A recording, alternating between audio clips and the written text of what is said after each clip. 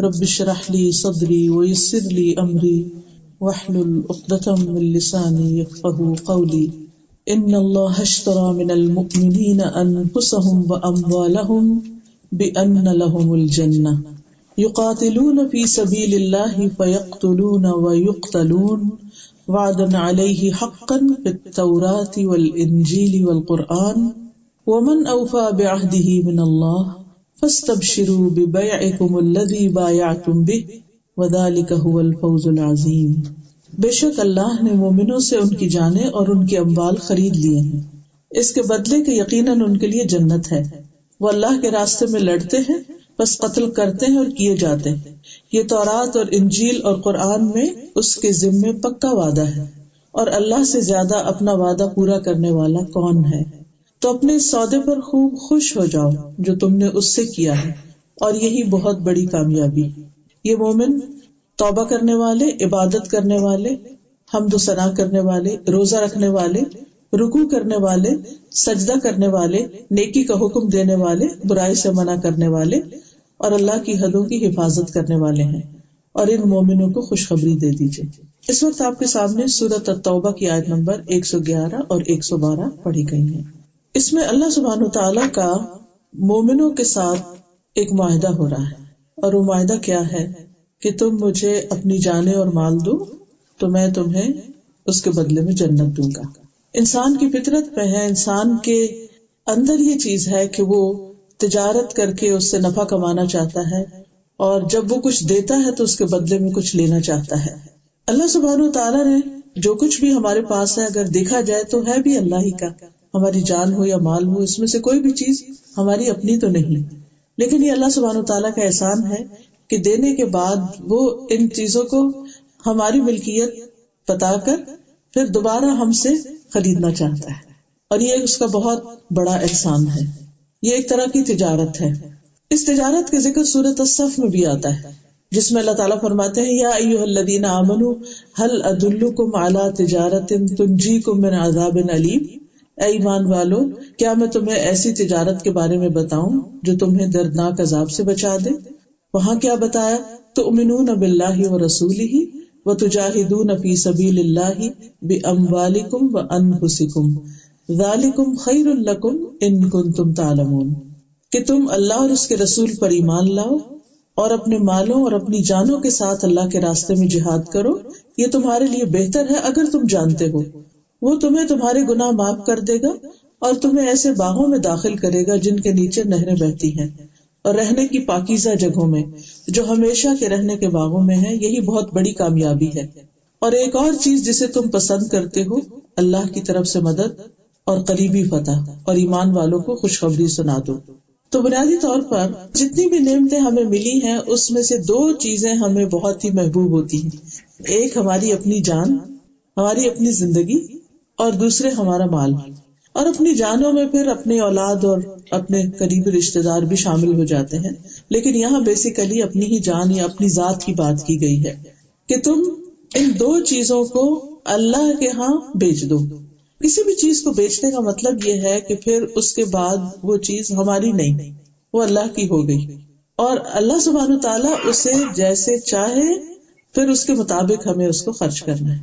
گویا ہمیں اپنی زندگی اور ہمیں اپنا مال اپنی نہیں اللہ کی مرضی کے مطابق استعمال کرنا ہے، اور اس کا بدلہ کیا ہے؟ جنت ہے۔ اور اس میں آپ دیکھیے کہ آگے جو اللہ کے راستے میں جنگ کی بات ہے اور پھر مارنے اور مرنے کی بات ہے، تو یہ دراصل اس بات کا سمبل ہے کہ ایسے لوگ اللہ کی راہ میں اپنی ہر پیاری سے پیاری چیز دے سکتے ہیں، حتیٰ کہ وہ اپنی جان بھی دے سکتے ہیں، اگرچہ ہر شخص سے اس بات کا مطالبہ نہیں اور ہر شخص کے بس میں نہیں، لیکن مطلب اس کا یہ ہے کہ جب کوئی شخص سچے معنوں میں، حقیقی معنوں میں اللہ سبحانہ و تعالیٰ سے اس چیز کا سودا کر لیتا ہے، دینا چاہتا ہے، تو پھر اس کے بعد اس کو کچھ بھی دینا اللہ کے راستے میں مشکل نہیں لگتا۔ اب دیکھیے جان دینا تو بہت بڑی بات ہے، لیکن ہماری ذات کی شکل میں ہمارے پاس جو کچھ ہے، ہمارا ٹیلنٹ ہے، ہماری جسمانی قوت ہے، ہمارا ٹائم ہے، ہمارے پاس جو کچھ بھی ہے جس کے ہم خود مالک ہیں، یعنی جو ہمارے اختیار میں ہے، جو ہمارے کنٹرول میں ہے، جو ہمارے پاس ہے، اور وہ کیا ہے ہمارے پاس؟ ہمارا اپنا آپ، بعض اوقات ہم اپنے بچوں کی بھی مرضی کے مالک نہیں ہوتے، ہم دوسروں کے بارے میں بھی کچھ نہیں کہہ سکتے، لیکن اپنی بات تو ہم کر سکتے ہیں نا کہ میں اللہ سبحانہ وتعالیٰ کے لیے کتنا وقت نکال سکتی ہوں. اور پھر ہمارا مال جو ہماری پرسنل بلانگنگز ہیں، جس پر ہمارا اپنا اختیار ہے، اس کو ہم جہاں چاہیں خرچ کریں. ہم چاہیں تو ہم اس کو اپنے دنیا کی عیش و عشرت میں خرچ کریں، ہم اسے چاہیں تو ان جگہوں پر خرچ کریں جہاں خرچ کرنا اللہ سبحانہ وتعالیٰ کو پسند ہے اور اس کی محبت میں خرچ کریں. جیسے قرآن مجید میں آتا ہے وَيُطْعِمُونَ الطَّعَامَ عَلَىٰ حُبِّهِ مِسْكِينًا وَيَتِيمًا وَأَسِيرًا، کہ وہ اس کی محبت میں کھلاتے ہیں مسکین، یتیم اور قیدی کو. انما نطعمکم لوجہ اللہ لا نرید منکم جزاء ولا شکورا، ہم تمہیں اللہ کی خاطر کھلا رہے ہیں، ہم تم سے نہ کوئی بدلہ چاہتے ہیں نہ کوئی شکریہ چاہتے ہیں. تو گویا انسان جب اپنی جان اور مال اللہ کی مرضی کے مطابق لگاتا ہے تو پھر اس کا بدلہ وہ بندوں سے نہیں چاہتا ہوتا، بلکہ اس کا بدلہ وہ جنت کی شکل میں چاہتا ہے. اسی لیے اللہ تعالیٰ فرماتے ہیں وعدن علیہ حقا، اللہ کے ذمے سچا وعدہ ہے، فی التوراۃ والانجیل والقرآن، جو 3 کتابوں میں جب بھی کوئی بات کی جاتی ہے تو پوچھا جاتا ہے کہ اس کا ریفرنس کیا ہے، کہاں یہ کہا گیا ہے. تو یہ بات 3 جگہوں پہ، یعنی ہر پیغمبر کو جو تعلیمات دی گئی ہیں ان میں یہی بتایا گیا ہے. جسے موسیٰ علیہ السلام کو تورات دی گئی تو ان کے ہاں بھی یہی بات تھی، انجیل دی گئی تو اس میں بھی یہی بات کی گئی، اور قرآن میں بھی یہی بات کی گئی کہ جو بھی ایسا کرے گا وہ اللہ کے ہاں اس کے بدلے میں جنت پائے گا. وَمَنْ أَوْفَىٰ بِعَهْدِهِ مِنَ اللَّهِ، اللہ سے بڑھ کر اپنے وعدے کو پورا کون کرنے والا ہے. یعنی اگر تم اللہ سبحانہ وتعالیٰ سے کوئی معاملہ کرتے ہو تو اس میں کوئی دھوکہ نہیں ہوگا تمہارے ساتھ. آپ بندوں کے ساتھ مل کر کوئی بزنس کرتے ہیں کسی پارٹنرشپ میں، یا بندوں کے ساتھ کوئی لین دین کرتے ہیں، کوئی بزنس ڈیل کرتے ہیں، تو آپ نے دیکھا ہوگا جو لوگ اس فیلڈ میں ہیں وہ جانتے ہیں کہ کتنی دفعہ اونچ نیچ ہو جاتی ہے. کبھی ایک پارٹی کچھ گڑبڑ کر جاتی، کبھی دوسری کر جاتی ہے، جو ڈیڈ لائنز ہوتی ہیں وہ میٹ نہیں ہوتی، وعدے کے مطابق کام نہیں ہوتا، اور بہت دفعہ اس میں کہا کچھ جاتا ہے اور جو چیز بدلے میں دی جاتی ہے وہ کچھ اور ہوتی ہے. لیکن انسان جب اللہ سبحانہ وتعالیٰ سے کوئی معاملہ کرتا ہے اور سچے دل سے خالص اس کی رضا کے لیے، تو پھر اس میں کسی قسم کے دھوکے کا کوئی امکان نہیں ہوتا. اور اسی لیے اللہ سبحانہ وتعالیٰ ہم سے بھی کیا چاہتا ہے، اخلاص چاہتا ہے کہ ہم بھی اپنے وعدے میں یا اپنی بات اور قول میں سچے ہوں. تو اللہ تعالیٰ فرماتے ہیں تو اپنے اس سودے پر تم خوش ہو جاؤ. فاستبشروا ببیعکم الذی بایعتم بہ، وہ سودا جو تم نے اللہ کے ساتھ کیا، وہ وعدہ جو تم نے اللہ کے ساتھ کیا. وذالک هو الفوز العظیم، اور یہی بہت بڑی کامیابی ہے. تو گویا یہ جو سودا ہے یہ دراصل جنت کا سودا ہے. اور اس کے بارے میں حدیث میں آتا ہے الا ان سلعۃ اللہ غالیہ، الا ان سلعۃ اللہ الجنہ، کہ سنو اللہ کا سودا بڑا مہنگا ہے، سنو اللہ کا سودا جنت ہے. یعنی اگر تم اسے جنت کے خریدار ہو تو اس کی قیمت دینی پڑے گی. یعنی جنت صرف راحت سے یا آرام یا سکون سے یا صرف اپنی خواہشات پر چلنے سے نہیں ملے گی، بلکہ اس کی ایک قیمت ادا کرنی پڑے گی. اور وہ کیا ہے دراصل کہ انسان اپنا مال اور جان اللہ کی خاطر خرچ کرے، یعنی صرف اللہ کو راضی کرنے کے لیے، کسی دکھاوے کے لیے نہیں. اور اس کی بہترین مثال جو ہے وہ انصار ہیں، جنہوں نے نبی صلی اللہ علیہ وسلم کی بہترین طریقے سے مدد کی. اس میں ہم دیکھتے ہیں کہ نبی صلی اللہ علیہ وسلم نے انصار سے یہ کہا تھا کہ اپنے رب عز و جل کے لیے میں تم سے یہ مطالبہ کرتا ہوں کہ تم صرف اس کی عبادت کرو اور اس کے ساتھ کسی کو شریک نہ ٹھہراؤ، اور اپنے ساتھیوں کے لیے یہ مطالبہ کرتا ہوں کہ ہمیں ٹھکانہ دو اور ہماری مدد کرو، اور ہماری حفاظت بھی اسی طرح کرو جیسی اپنی حفاظت کرتے ہو. تو انہوں نے پوچھا کہ اگر ہم یہ کام کریں، یعنی اللہ کی عبادت کریں، شرک نہ کریں اور آپ کی مدد کریں اور آپ کو پناہ دیں، جو ظاہر نبی صلی اللہ علیہ وسلم اور آپ کے ساتھیوں کے لیے مکہ میں رہنا اب دوبر ہو گیا تھا، تو کہنے لگے کہ پھر ہمیں کیا ملے گا اس کے بدلے میں. ظاہر کہ جو لوگ ہجرت کر کے آ رہے ہیں وہ کیا دے سکتے ہیں. تو آپ نے فرمایا تمہیں جنت ملے گی. انہوں نے کہا کہ پھر ہم نے آپ سے وعدہ کر لیا کہ ہم آپ کو پروٹیکٹ کریں گے اور اس کے بدلے میں ہمیں آخرت میں جنت چاہیے. اسی وجہ سے ہم دیکھتے ہیں کہ جو انصار ہیں ان کی قربانیاں بہت بڑی بڑی ہیں. مثلا ابو طلحہ ہیں، ان کے واقعہ سب نے سنا ہوگا. جب لن تنالوا البر حتی تنفقوا کی بات آئی تو وہ مدینہ میں ایک بہت خوبصورت باغ کے مالک تھے، اور وہ فوراً آگے اللہ کے رسول صلی اللہ علیہ وسلم کے پاس یہ آیت سن کر کہ اللہ کے رسول صلی اللہ علیہ وسلم میرا یہ باغ پسندیدہ ترین ہے، میں اسے اللہ کے راہ میں دینا چاہتا ہوں. تو آپ صلی اللہ علیہ وسلم نے فرمایا کہ جو بات تم نے کہی وہ میں نے سن لی، یعنی تمہاری نیت قبول ہو گئی ہے، اور میں یہ مناسب سمجھتا ہوں کہ تم اسے اپنے قریبی رشتہ داروں میں خرچ کر دو. اب آپ دیکھیے کہ قریبی رشتہ داروں میں بعض اوقات خرچ کرنا بڑا مشکل کام ہوتا ہے، کیونکہ عموماً ان کی طرف سے کوئی اکنالجمنٹ نہیں ہوتی، کوئی تھینکس نہیں ہوتی، وہ فار گرانٹیڈ لیتے ہیں ہر چیز کو، اور لے کر بھی بعض اوقات راضی نہیں ہوتے، خوش نہیں ہوتے، کچھ نہ کچھ، خصوصاً اگر کوئی رشتہ دار مالدار ہو اور وہ ان کے مقابلے میں کم حیثیت کے ہوں، تو پھر تو شکایات ساری زندگی کے لیے باقی رہتی ہیں، کیونکہ ان کی ایکسپیکٹیشنز بہت زیادہ ہو جاتی ہیں. تو اس میں آپ کچھ بھی کریں تو اس کے بدلے میں آپ کو کچھ نظر نہیں آتا. لیکن یہاں پر آپ دیکھیے کہ ابو طلحہ نے کہا کہ ٹھیک ہے، میں اس کو ایسا ہی کروں گا. چنانچہ انہوں نے اپنے کزنز وغیرہ، چچا کے بیٹوں وغیرہ کو وہ اپنا باغ جو تھا وہ تقسیم کر دیا. اسی طرح ہم دیکھتے ہیں کہ متعدد مواقع ہیں، مدینہ میں طرح طرح کے وفد آ رہے ہیں. ایک وفد آیا اور وہ بہت ہی مشکل اور تکلیف دہ حالت میں تھا، ان کے جسم پر چیتھڑے لٹکے ہوئے تھے، ان کے پاس کھانے کو کچھ نہیں تھا. تو نبی صلی اللہ علیہ وسلم نے جب لوگوں سے کہا تو ہر شخص کچھ نہ کچھ اپنے گھر سے لے آیا اور ان کی مدد کی.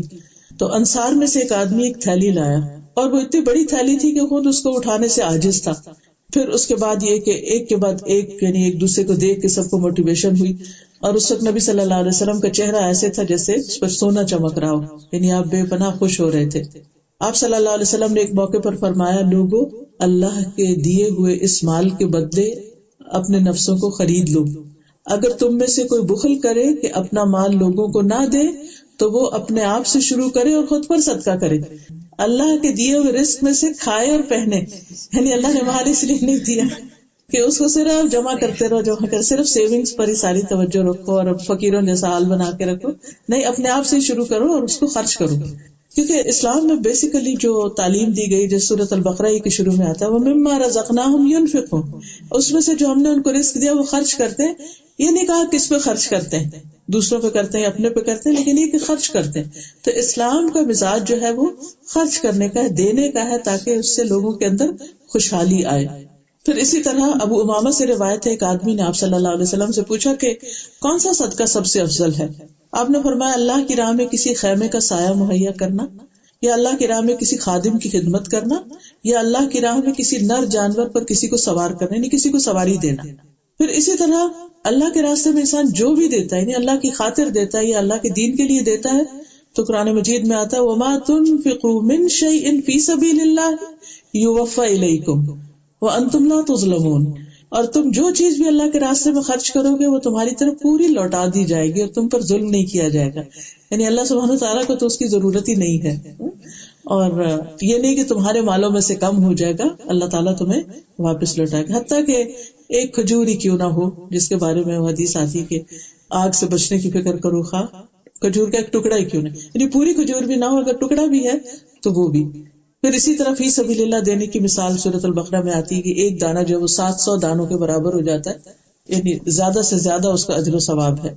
رسول اللہ صلی اللہ علیہ وسلم نے بھی فرمایا، سنن ترمذی کی روایت ہے، آپ نے فرمایا کہ جس نے اللہ کی راہ میں کوئی چیز خرچ کی اس کے لیے اس کا 700 گنا اجر لکھا جاتا ہے. پھر اسی طرح جہاں تک جان لگانے کی بات ہے تو اس میں آپ دیکھیے کہ اللہ کے راستے میں چھوٹی سے چھوٹی تکلیف بھی جو ہے، یعنی چاہے جسم کی تھکاوٹ ہی کیوں نہ ہو، یا انسان کسی قسم کی کوئی جسمانی تکلیف کو، بیماری آ جاتی ہے، کچھ بھی ہوتا ہے اس کو، تو یہ ساری چیزیں اللہ سبحانہ تعالیٰ کے ہاں قابل قبول ہیں اور ان کے لیے اللہ کے وعدے بھی ہیں.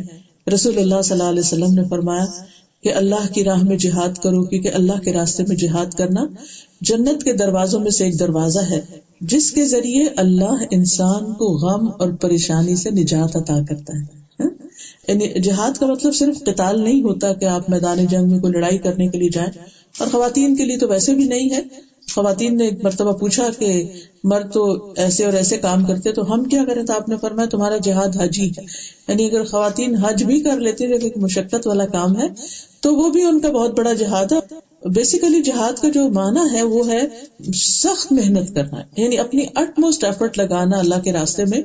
تو جب آپ کوئی بھی اللہ کی خاطر کام کرتے ہیں اور اس کو ایکسلنس کے لیول پر کرتے ہیں اور اس کو بہترین محنت کے ساتھ اور خوب جان مار کے کرتے ہیں اور اس سے غرض صرف اللہ کی رضا ہوتی ہے، کچھ اور حاصل کرنا نہیں، تو ایسی جو بھی کوشش انسان کرتا ہے وہ دراصل کیا ہے، جنت کے دروازوں میں سے ایک دروازہ، اور اس کے ذریعے اللہ تعالیٰ دنیا کے غم اور پریشانیاں بھی دور کر دیتا ہے انسان کی. پھر اسی طرح یہ ہے کہ اللہ سبحانہ وتعالیٰ کی مدد اور نصرت حاصل ہوتی ہے انسان کو. جو قدم اللہ کے راستے میں غبار آلود ہوتے ہیں اللہ تعالیٰ ان پر دوزخ کی آگ حرام کر دیتا ہے. پھر اسی طرح جنت میں گھر کی ضمانت دی گئی. اور یہ ہوتے کون لوگ ہیں، ان کی صفات کیا ہوتی ہیں، اب تھوڑا سا ہم ان کو تازہ کر لیتے ہیں. یہ ساری چیزیں یہ معلوم تو ہیں ہمیں، لیکن ذرا تازہ ہو جائے تو پھر دوبارہ انسان ایک پورے شعور کے ساتھ کرنے لگتا ہے. کچھ چیزیں انسان شروع کرتا ہے، پھر اس کی وہ ہیبٹ بن جاتی، پھر جب وہ ہیبٹ بن جاتی ہے تو پھر اس کے اندر وہ روح یا وہ خوشی نہیں رہتی. اور پھر جب دوبارہ سے ان کے بارے میں پڑھتا یا سنتا ہے تو انسان کے اندر ایک نیا ولولہ آتا ہے. تو یہ وہ لوگ ہیں جنہوں نے اللہ کے ساتھ ایک تجارت کر رکھی ہے کہ یا رب ان صلاتی و نسکی و محیای و مماتی للہ رب العالمین، میری نماز، میری قربانی، میری زندگی، میری موت سب میرے رب کے لیے ہے. یعنی اللہ نے مجھے اپنے لیے اس دنیا میں بھیجا، یعنی اپنی عبادت کے لیے. حالانکہ اللہ کو ضرورت نہیں، لیکن بہرحال اس نے ہماری زندگی کا مقصد یہ بتایا وما خلقت الجن والانس الا لیعبدون. تو جب ہم اس کی عبادت کے لیے ہیں تو یہ عبادت خالص اس کے لیے، وما امروا الا لیعبدوا اللہ مخلصین لہ الدین، اور انہیں حکم یہی دیا گیا کہ وہ اللہ کے لیے عبادت کریں، دین کو صرف اس کے لیے خالص کرتے ہوئے. تو جب انسان خالصتاً اللہ کے لیے اپنی ہر چیز کرتا ہے تو پھر ایسے لوگوں کی زندگی میں کیا نظر آتا ہے، ان کے کردار میں کیا خوبیاں ہوتی ہیں، ان کے اخلاق میں، ان کے معاملات میں کیا چیزیں ہوتی ہیں. ان کے جو مین ہائی لائٹس ہیں وہ اگلی آیت میں بتا دیے گئے ہیں کہ جب کسی شخص نے سودا کر لیا تو پھر اس کی زندگی میں یہ چینجز آئیں گے. سب سے پہلی چیز التائبون، کہ وہ توبہ کرنے والے ہیں. یعنی تائبون کا مطلب یہ ہے کہ ہر وقت تمام گناہوں سے توبہ کا اہتمام کرتے ہیں. چھوٹی غلطی ہو یا بڑی غلطی ہو اس پر بار بار پلٹتے ہیں، اس کا احساس کرتے ہیں، اس پر نادم ہوتے ہیں، اس پر شرمندہ ہوتے ہیں، اور یہ ان کی خاص صفت ہے. جسے قرآن مجید میں آتا ہے سورۃ آل عمران 135 میں والذین اذا فعلوا فاحشة او ظلموا انفسهم ذکروا اللہ فاستغفروا لذنوبهم ومن یغفر الذنوب الا اللہ ولم یصروا علی ما فعلوا وهم یعلمون. ایسے لوگوں سے جب کوئی برا کام ہو جاتا ہے یا اپنے اوپر ظلم کر بیٹھتے ہیں تو اللہ انہیں فوراً یاد آ جاتا ہے اور وہ اپنے گناہوں کی معافی مانگتے ہیں. اور اللہ کے سوا کون ہے جو گناہ معاف کر سکتا، اور وہ جانتے بوجھتے اپنے کیے پر اصرار نہیں کرتے. یعنی ان لوگوں کی سب سے بنیادی خصوصیت، کیریکٹرسٹک کیا ہے کہ وہ غلطی پر اصرار نہیں کرتے، غلطی پہ جم نہیں جاتے، غلطی کی جسٹیفیکیشن نہیں دینے لگتے، بلکہ غلطی مان کر فوراً واپس اپنی اصلی حالت میں آتے ہیں. کیونکہ بنیادی طور پر انسان گناہگار نہیں ہے، اللہ نے انسان کو گناہگار نہیں پیدا کیا. جس سے آپ دیکھیں کرسچینٹی میں آتا نا کہ انسان جو ہے وہ ہے ہی گناہگار. تو اللہ نے انسان کو گناہگار نہیں پیدا کیا، بلکہ اللہ نے انسان کو اسلام پر پیدا کیا، فطرت پر پیدا کیا ہے. اور پھر یہ ہے کہ انسان سے بھول ہو جاتی ہے، غلطی ہو جاتی ہے. تو ایسی صورت میں مومن جو ہے اس کے دل کے اندر ایک میزان ہوتا ہے کہ وہ فوراً اپنی غلطی کو خود پہچان لیتا ہے. اور جب انسان اپنی غلطی کو پہچان لیتا ہے تو پھر اس کو فوراً ہی احساس ہوتا ہے اور وہ اسے چھوڑنے کی کوشش کر رہے ہیں. توبہ دراصل کیا ہے؟ توبہ ہے واپسی، واپس ہونا، پلٹنا. یعنی اپنی پہلی اصلی حالت میں، اس حال میں جانے کی کوشش کرتا ہے جس میں وہ غلطی سے پہلے تھا. غلطی کیا ہے؟ دراصل ایک پھسلن ہے، ایک بھول ہے، ارادے کی کمزوری ہے. کبھی نفس کے ہاتھوں انسان مجبور ہو کر، کبھی بھول چوک کر، کبھی غلطی سے انسان اللہ کی نافرمانی کا کام کر لیتا ہے. تو پھر جو ہی اس کا احساس ہوتا ہے کہ نہیں میں نے ٹھیک نہیں کیا، چاہے اس کے منہ سے کچھ نکلا ہو، چاہے اس کے عمل میں کچھ ایسی چیز ہو، تو وہ واپس ہوتا ہے کہ نہیں مجھے یہ نہیں کرنا. وہ اپنے دل کو واپس اطمینان کی حالت میں لے کر آتا ہے. نبی صلی اللہ علیہ وسلم نے فرمایا ہر مومن آدمی سے کوئی نہ کوئی ایسا گناہ سرزد ہو جاتا ہے جس کو وہ وقتاً فوقتاً کرتا رہتا ہے، یا کوئی ایسا گناہ ہوتا ہے جس پر وہ قائم رہتا ہے، وہ اس کو نہیں چھوڑتا حتیٰ کہ وہ دنیا چھوڑ جاتا ہے. مومن کو اس حال میں پیدا کیا گیا کہ وہ فتنوں میں گرنے والا، بہت توبہ کرنے والا اور بھولنے والا ہوتا ہے. نہیں ادھر توبہ کرتے پھر بھول کے وہی کچھ کر بیٹھتا ہے. لیکن جب اسے نصیحت کی جاتی ہے تو وہ واعظ و نصیحت قبول کرتا ہے، اس کو ایکسپٹ کرتا ہے، اپنی غلطی کو ماننے والا ہوتا ہے. پھر اسی طرح بخاری میں آتا ہے کہ مومن اپنے گناہوں کو ایسے محسوس کرتا ہے جیسے وہ کسی پہاڑ کے نیچے بیٹھا ہوا.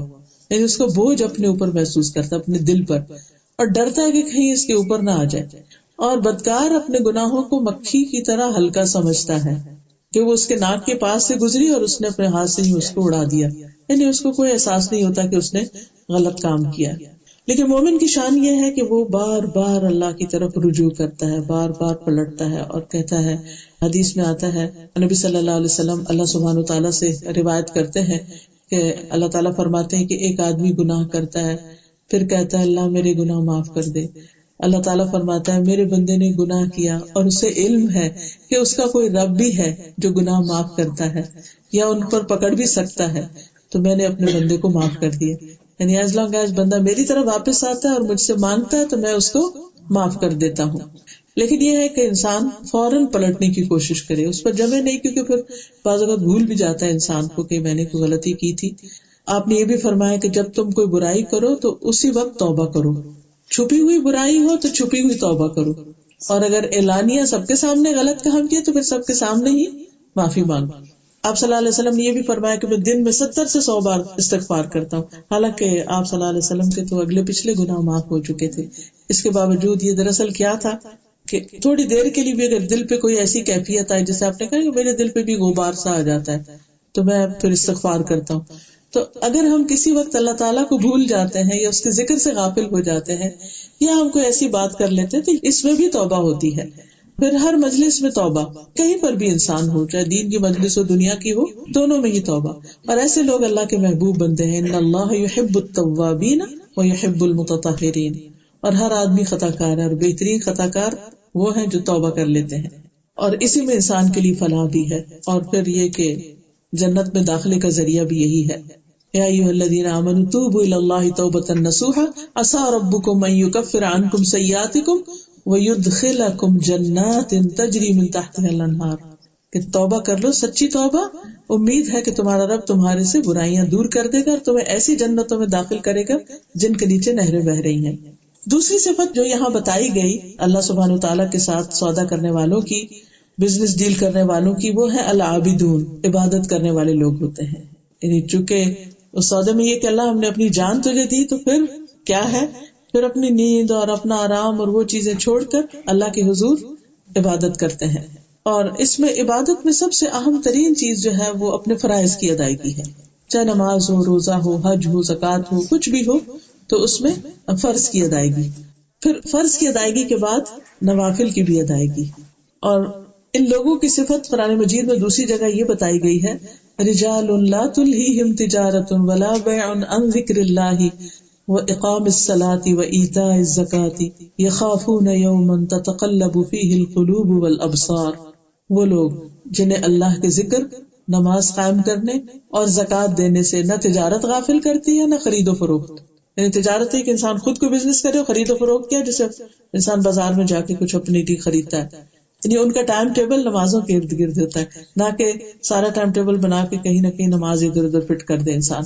وہ اس دن سے ڈرتے ہیں جس میں دل اور آنکھیں الٹ جائیں گی، یعنی خوف کے مارے.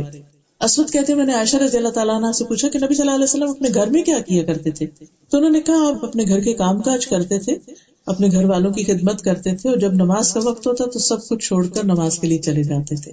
تو یہ ایک بہترین نمونہ ہے آپ کا ہمارے لیے کہ گھر میں گھر والوں کے ساتھ مل جل کر رہنا، جو بھی کام کاج ہے، جو بھی ذمہ داری ہے، لیکن جب نماز کا وقت آئے تو فوراً اللہ کے حضور حاضر ہونا. اور یہ حدیث بھی بڑی خوبصورت ہے جس میں آپ صلی اللہ علیہ وسلم نے فرمایا کہ اللہ تعالیٰ فرماتے کہ میرا بندہ جن جن باتوں سے میرا قرب حاصل کرتا ہے، میرے قریب ہوتا ہے، ان میں کوئی عبادت مجھے اس سے زیادہ محبوب نہیں جو میں نے اس پر فرض کی ہے. یعنی عام طور پر ہم سمجھتے ہیں کہ شاید نوافل ادا کر کے ہم اللہ کے قریب ہو سکتے ہیں، وہ بھی ہے، لیکن نوافل کی نسبت فرائض کی پابندی اور ان کو احسن طریقے سے ادا کرنا، یہ انسان کو سب سے زیادہ اللہ کے قریب کرتا ہے. جیسے نمازوں میں سب سے افضل نماز فرض نمازوں میں جو بتائی گئی ہے وہ جمعے کے دن کی فجر کی نماز ہے. نفل نمازوں میں سب سے افضل تہجد کی نماز ہے. تو اب آپ دیکھیے کہ ہم سب نماز پڑھتے ہیں، لیکن ان کے بھی آپس میں پھر درجات ہیں. کچھ اوقات دوسروں کے مقابلے میں زیادہ اجر و ثواب کا باعث ہوتے ہیں. اور پھر فرمایا اور میرا بندہ فرض ادا کرنے کے بعد نفل عبادت ادا کر کے مجھ سے اتنا قریب ہو جاتا ہے کہ میں اس سے محبت کرنے لگتا ہوں. تو نوافل دراصل اللہ کی محبت حاصل کرنے کا ذریعہ ہے.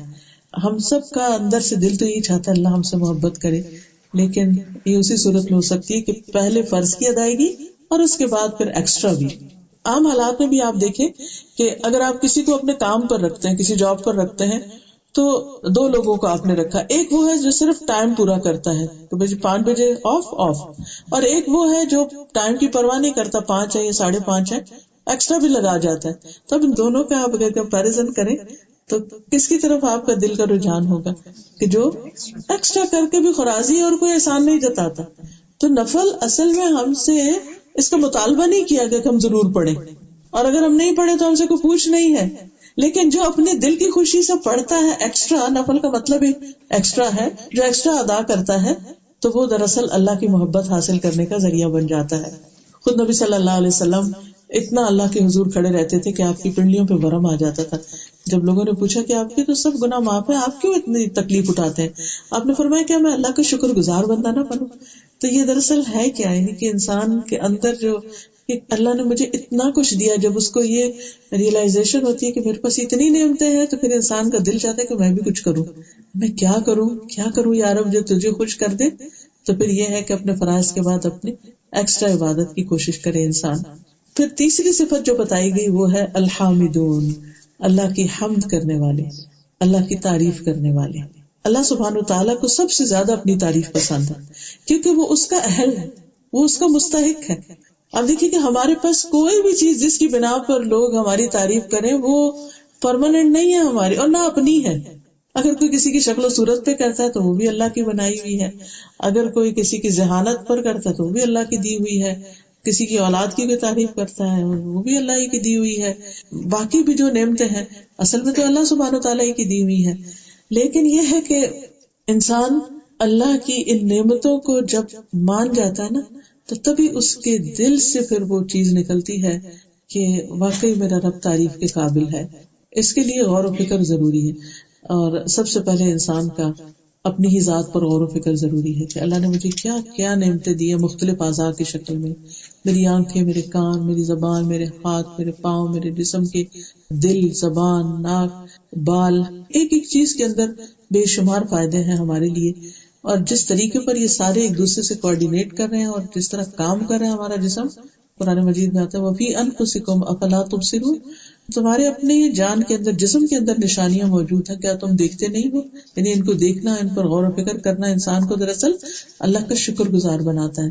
یعنی شکر انسان کے اندر تب آتا ہے جب انسان نعمت کو نعمت سمجھتا ہے، اس کو اللہ کا انعام سمجھتا. ہم ڈیزرو نہیں کرتے یہ ساری چیزیں، اللہ جب چاہے جو چیز لے لے سو لے لے، لیکن جو اس نے ہمیں دی اس پر ہمارے لیے لازم ہے کہ پھر ہم اس کی تعریف کریں کہ اس نے ہمیں دیا اور اس کا شکر ادا کریں. تو آپ دیکھیے کہ ہمارے پاس جو کچھ ہے وہ تو عارضی ہے، لیکن جو اللہ کا ہے وہ تو ہمیشہ ہمیشہ کے لیے ہے. تو ہم جو ہوتی ہے یا شکر جو ہوتا ہے یہ صرف خوشحالی میں نہیں ہوتا، یہ تکلیف کی حالت میں بھی. بندہ مومن جو ہے وہ اللہ کے فیصلوں پہ راضی ہوتا ہے. کسی نے بہت اچھی خوبصورت بات کی، کسی بزرگ کا قول ہے کہ جب میں دعا کرتا ہوں اور اللہ تعالیٰ میری دعا قبول کر لیتا ہے اور مجھے وہ چیز دے دیتا ہے جو مجھے چاہیے ہوتی ہے تو میں اس پر بھی خوش ہوتا ہوں. لیکن جب اللہ تعالیٰ مجھے کوئی چیز نہیں دیتا تو میں اس پر اور بھی زیادہ خوش ہوتا ہوں، کیونکہ پہلا میرا فیصلہ تھا، میری چاہت تھی، اور دوسرا اللہ کا فیصلہ تھا، اور اللہ کا فیصلہ میرے فیصلے سے زیادہ بہتر ہے. تو میرے حق میں اگر میں کوئی اپنے لیے چیز مانگ رہی ہوں، اپنی اولاد کے لیے مانگ رہی ہوں اور وہ نہیں مل رہی، تو اس میں ضرور کوئی خیر اور بھلائی کی بات ہے. اللہ کی رضا پہ جب کوئی راضی ہو جاتا ہے تو ایسا بندہ تنگ دستی اور پریشانی اور رنج اور غم اور راحت اور خوشی ہر حال میں پھر اللہ تعالیٰ کی تعریف کرتا رہتا ہے، اور ہر تکلیف میں وہ اس کی ساتھ ہی نعمت کو یاد کرتا ہے. کیونکہ کوئی تکلیف ایسی نہیں زندگی میں کہ جس کے ساتھ ہمیں نعمتیں نہ ملی ہوں، یعنی اس کے علاوہ ہمارے پاس بے شمار نعمتیں ہوتی. تو تعریف صرف وہ کر سکتا ہے جو تکلیف کے وقت نعمت دیکھ سکتا ہو. اور سب سے پہلے لفظ جو اللہ تعالیٰ نے آدم علیہ السلام کو سکھائے تھے وہ الحمدللہ ہی کے تھے. حدیث میں آتا ہے کہ اللہ سبحانہ تعالیٰ نے جب آدم علیہ السلام کو پیدا کیا اور ان میں روح پھونکی اور وہ روح ان کے سر تک پہنچی تو ان کو چھینک آئی اور کہا الحمدللہ رب العالمین. یعنی اللہ تعالیٰ نے ان کے اندر یہ یعنی لفظ ایک طرح سے ڈال دیے. تو اللہ تعالیٰ نے جواب میں فرمایا یرحمک اللہ، اللہ تم پہ رحم فرمائے. اور قرآن مجید کا آغاز بھی کس سے ہوتا ہے؟ الحمدللہ سے. تو اسی لیے ہم نے یہ کیا کیا کہ سمجھ ہی نہیں آتی کہ کیا کیا پڑھیں. اللہ کی تعریف ہے تو ہم نے قرآن پاک کی کچھ حدیثوں میں سے جو نبی صلی اللہ علیہ وسلم کے مسنون الفاظ ہیں تعریف کے، وہ ہم نے اس کارڈ کی شکل میں سارے اکٹھے کر دیے تاکہ انسان دن میں کم از کم یا کسی وقت اگر سارے بیٹھ کے ایک دفعہ اچھی طرح پڑھے، چونکہ ان کے بے شمار فائدے بھی احادیث میں ساتھ ملتے ہیں کہ کس طرح اللہ تعالیٰ بندے سے راضی ہوتا ہے جب بندہ ان الفاظ میں اللہ تعالیٰ کی تعریف کرتا ہے. ایک شخص جو شاعر تھے وہ نبی صلی اللہ علیہ وسلم کے پاس آئے، کہنے لگے کہ یا رسول اللہ میں نے شعر میں اپنے رب کی مدح کی ہے. تو آپ نے فرمایا کہ بے شک تمہارا رب اس کو پسند کرتا ہے، اور آپ نے فرمایا کہ حمد سے بڑھ کر کوئی چیز اللہ کو زیادہ محبوب نہیں. یعنی اللہ تعالیٰ بندے سے اس وقت بہت راضی ہوتا ہے جب بندہ اللہ کی تعریف کر رہا ہوتا ہے، حمد کر رہا ہوتا ہے. اور قیامت کے دن افضل ترین بندے وہ ہوں گے جن کے بارے میں آتا ہے کہ افضل عباد اللہ یوم القیامت الحمادون. اللہ کے افضل ترین بندے قیامت کے دن وہ ہیں جو بہت زیادہ اللہ کی تعریف کرتے ہیں، ہر حال میں تعریف کرنے والے. اور سب سے افضل تعریف جو ہے وہ الحمدللہ کہنا ہے، جو میزان کو بھر دیتا ہے. یعنی اللہ اتنا خوش ہوتا ہے کہ اتنا اس کے بدلے میں عطا کرتا ہے. اور یہ بھی ساتھ یہ کہ الحمدللہ کثیرا، اللہ کی تعریف بہت ہی زیادہ. اور خصوصاً جب نماز میں رکوع سے کھڑے ہوتے ہیں تو ایک شخص نے ربنا ولک الحمد کے آگے خود ہی اضافہ کر دیا محبت میں، حمدن کثیرا طیبا مبارکا فیہ. تو آپ نے فرمایا 30 سے زیادہ فرشتے اس کو اٹھانے کے لیے آئے تھے، نہیں اتنا زیادہ اللہ اس سے راضی ہوا. پھر اسی طرح سب سے پہلا کلمہ صبح اٹھتے ہی ہم کیا کہتے ہیں؟ الحمدللہ الذی احیانا بعد ما اماتنا.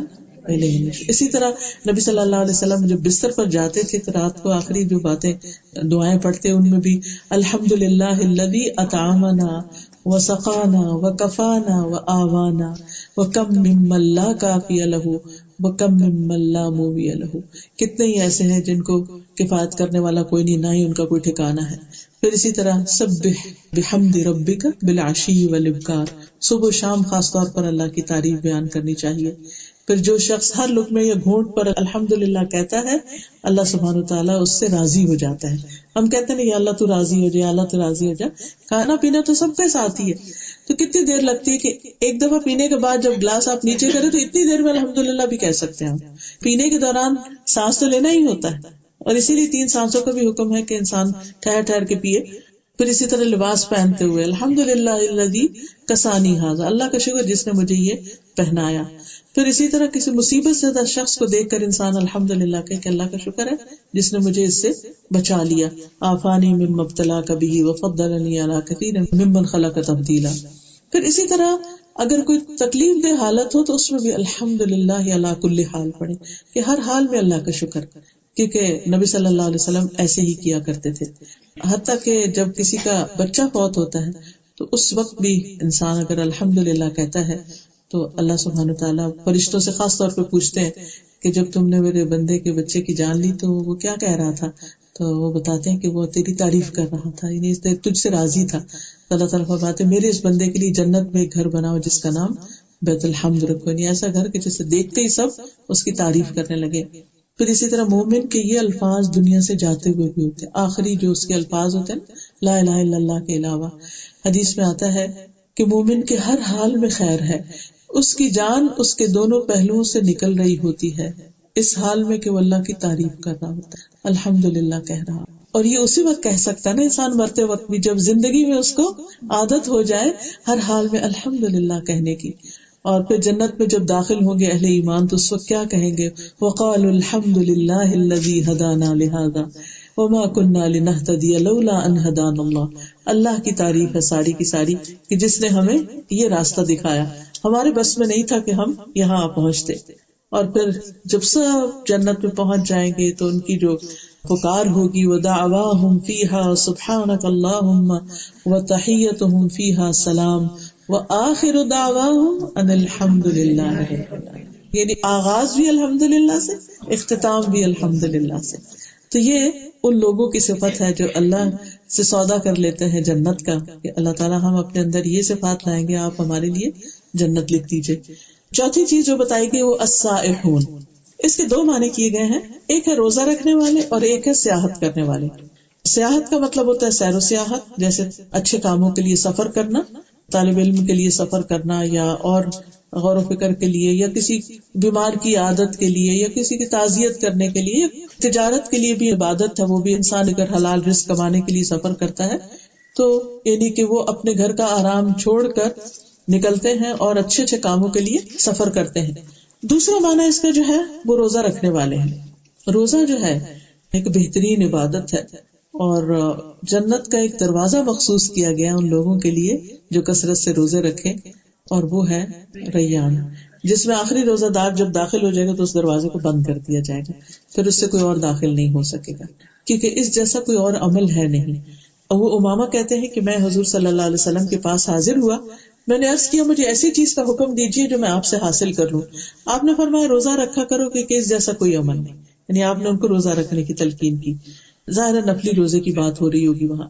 ان کے بارے میں آتا ہے کہ انہوں نے اس کثرت سے روزے رکھے، نبی صلی اللہ علیہ وسلم کی اس نصیحت کے بعد، کہ نوٹ کیا جاتا تھا کہ کبھی دن کو ان کے گھر دھواں نہیں اٹھا تھا، اور اگر کبھی ایسا ہوتا تو کہتے ہیں ان کے گھر آج کوئی مہمان ہے اس وجہ سے یہ کچھ پک رہا ہے، ورنہ ہمیشہ وہ پھر روزے سے رہا کرتے تھے۔ تو انہوں نے پھر آ کر جب کافی عرصہ گزر گیا تو دوبارہ آئے اللہ کے رسول صلی اللہ علیہ وسلم کے پاس کہ اللہ تعالیٰ نے ہمیں اس کی برکت عطا کی ہے، یعنی روزے رکھنے کی، تو اب آپ ہمیں کوئی اور عمل بتا دیں۔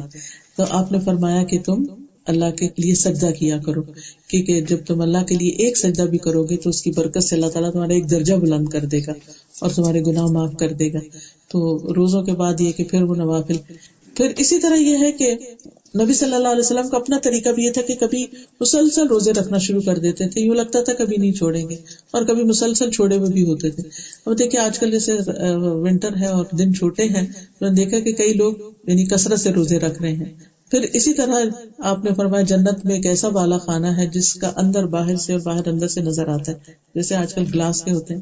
پوچھا گیا کہ یہ کس کے لیے؟ آپ نے فرمایا یہ اس کے لیے جو لوگوں کو کھانا کھلائے، نرمی سے بات کرے اور تسلسل کے ساتھ روزے رکھے، نماز پڑھے جب لوگ سو رہے ہیں۔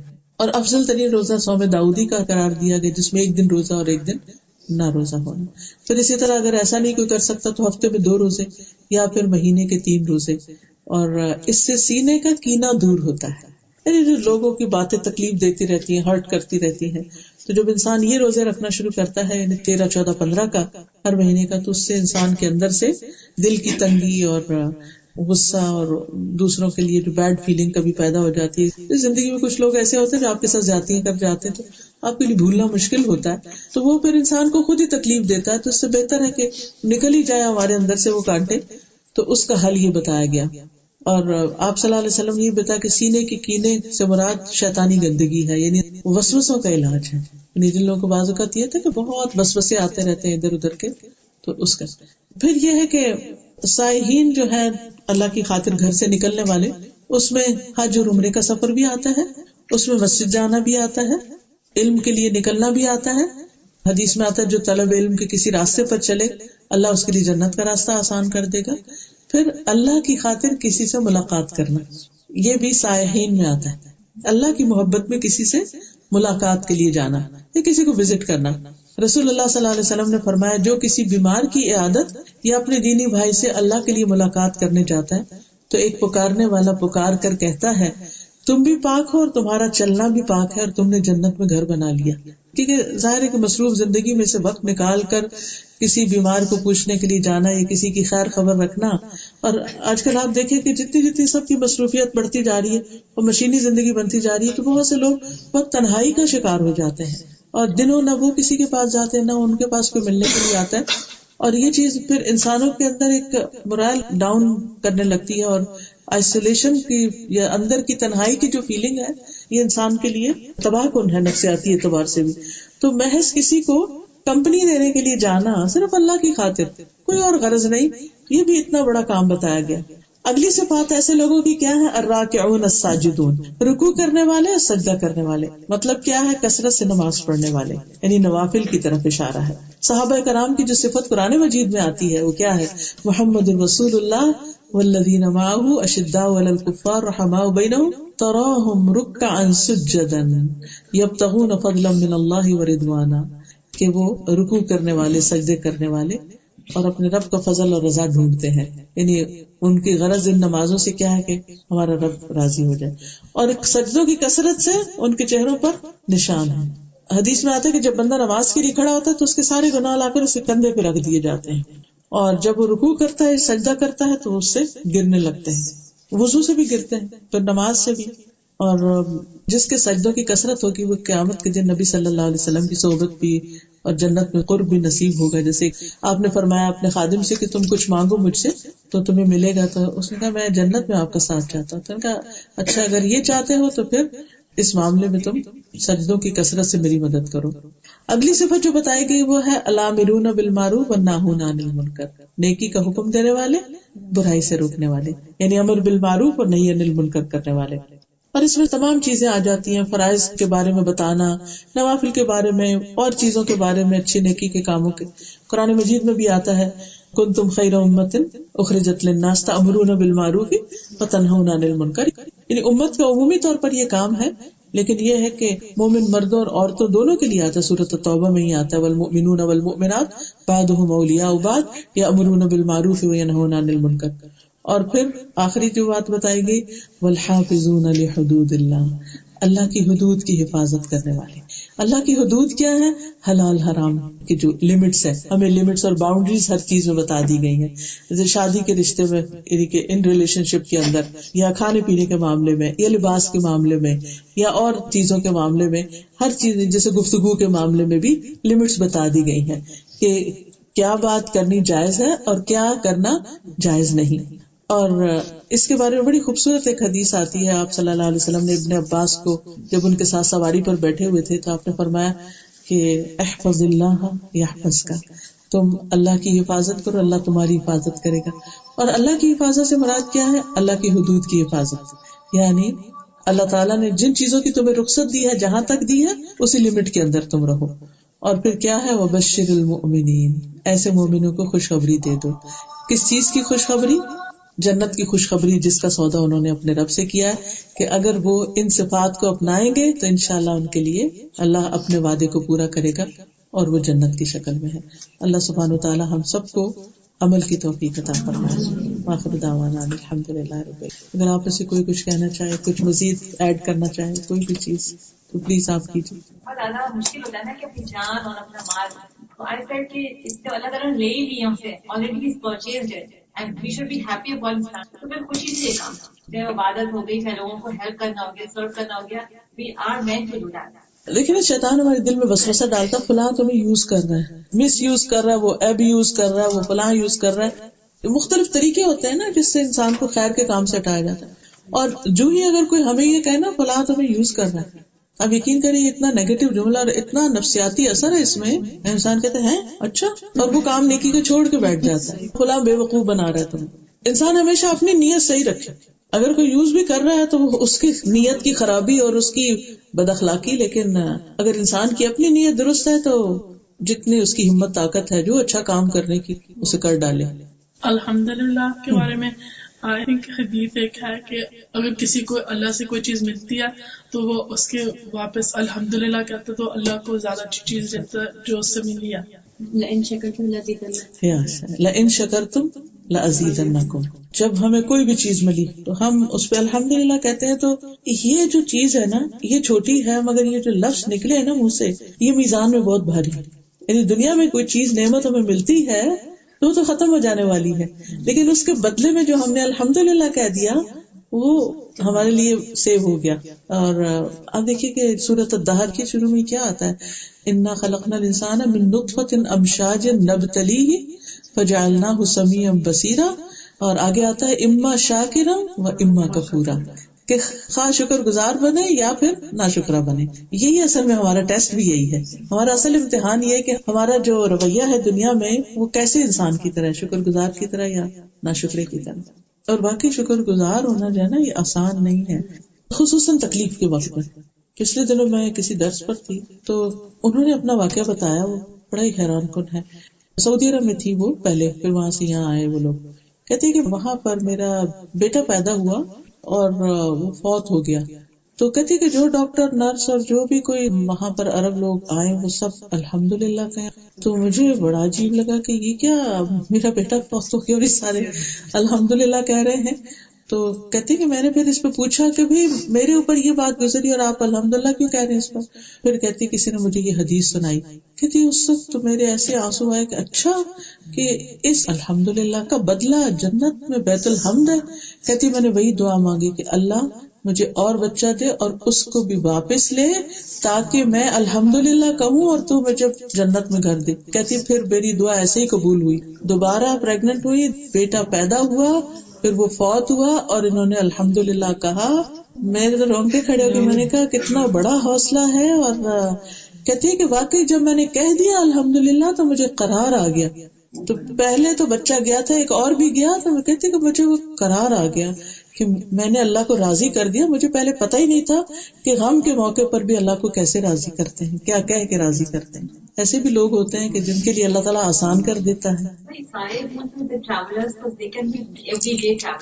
ہاں, اس میں یہ نہیں کہا گیا کہ کچھ مہینوں کے لیے ٹریولنگ کریں یا ایک دن کے لیے کریں یا دن میں 2 دفعہ کریں. اس میں جو کام بتائے گئے ہیں نا اللہ کی خاطر, یعنی کسی کی عیادت بھی کرنے نکلے. ابھی میں جو ذکر کیا نا چند چیزوں کو, اس میں حدیث کے الفاظ میں آتا ہے کہ جیسے کوئی بیمار ہے اس کی عیادت کرنے کے لیے گئے. آج جو جمعے کا خطبہ آپ لوگوں نے سنا ہوگا, جو مسلم خان نے بتایا کہ وہ 73 ایئر کا شخص تھا اور اس نے 30 سال علم حاصل کیا. تو وہ بڑا فرسٹریٹ ہو رہا تھا کہ میرے علم سے کوئی فائدہ نہیں کسی کو پہنچ رہا. تو انہوں نے پوچھا کہ تم کرتے کیا ہو؟ تو انہوں نے کہا کہ میں رینڈملی ہاسپٹلز میں جاتا ہوں اور مریضوں کو دیکھتا ہوں, اور اللہ نے مجھے بہت مال دیا ہے تو میں ان لوگوں کو کہتا ہوں کہ کسی کو ہیلپ چاہیے تو مجھے بتاؤ, تو میں ان کی مدد کر دیتا ہوں. تو نے کہا کہ یہ وہ چیز ہے جس کے لیے ہم خواہش کرتے ہیں کہ ہمیں بھی توفیق ہو, اور کتنے ہی لوگ ہیں جو اس کے لیے اسٹرگل کرتے ہیں کہ ان کے پاس وقت ہو کہ کسی کی عادت کریں اور ان کے پاس مال ہو کہ وہ کسی کی مدد کریں. تو آلریڈی جو آپ کر رہے ہیں یہی تو اصل بات ہے, جو علم حاصل کیا اس پر عمل ہو رہا ہے. تو بعض اوقات جو چیزیں ہم کر رہے ہوتے ہیں نا ان کو ہم روٹین میں, یہ جو میں نے شروع میں کہا تھا نا, ہم روٹین میں کرنے لگتے ہیں تو پھر وہ ہمیں نیکی نہیں لگتے. ہم سمجھتے ہیں کہ شاید جو ہم کر رہے ہیں وہ ٹھیک نہیں ہے, لیکن جس چیز کے پیچھے بھی ہماری نیت اچھی ہوگی, چاہے وہ کسی بیمار کو وزٹ کرنا ہے, چاہے کوئی بیمار نہ بھی, اللہ کی خاطر اللہ کی محبت میں کسی کی ملاقات کرنا ہے یا علم حاصل کرنا ہے یا سیکھنے جانا ہے یا سکھانے جانا ہے یا اور کوئی بھی نیکی کا کام ہے, حج ہے, عمرہ ہے, کسی غریب کی مدد ہے. اب حضرت ابوبکر اور عمر کیا کیا کرتے تھے, وہ خلیفہ بننے کے باوجود وہ جا کے اس کی جھاڑو لگا کے صبح صبح آ جاتے ہیں جھونپڑی میں بڑھیا کی, اور اس کی بکری کا دودھ دو کے آ جاتے ہیں. اور حضرت عمر پیچھے پیچھے جاتے ہیں کہ میں دیکھوں کہ یہ کرتے کیا ہیں, کہاں وہ پہنچے ہوئے ہیں اور کتنے بڑے بڑے انہوں نے کام کیے. لیکن نیکی کا یہ موقع کہ جو صرف اللہ کے لیے نا, وہ نہ بینا, اس کو تو پتہ ہی نہیں کون آیا, کہ خلیفہ وقت آ رہا ہے یا کون شخصیت آ رہی جس کو اللہ کے رسول صلی اللہ علیہ وسلم کے ساتھ غار میں رہنے کا موقع ملا, اور نہ انہوں نے بتایا میں کون ہوں. ایک اور بڑا دلچسپ واقعہ اسی طرح کہ حضرت ابوبکر سے خاتون اسی طرح کسی کام کے سلسلے میں ملی, تو پوچھتے اچھا تم کون ہو, تو بتایا میں قریش میں سے. کون سے قبیلے, سوال پہ سوال. حضرت ابوبکر نے یہ نہیں بتایا میں کون ہوں, یعنی he didn't want to tell about himself. تو یہ ہے اللہ کی خاطر کام کرنے والے, ان کو اس بات کا شوق نہیں ہمیں کوئی ریکگنائز کرے, ہماری کوئی پہچان ہو, انہیں کام سے غرض ہے. یہ بھی اللہ کے راستے میں نکلنا, چاہے کسی بڑھیا کی جا کے مدد کر کے آئے انسان. کتنے بوڑھے ایسے ہیں جو بےچارے اکیلے تنہا زندگی بسر کر رہے ہیں, کوئی ان کو دیکھنے والا نہیں ہے. چلے دوسروں کے بوڑھوں کو چھوڑیں, اگر ہمارے گھر میں کوئی نانی, دادی, امی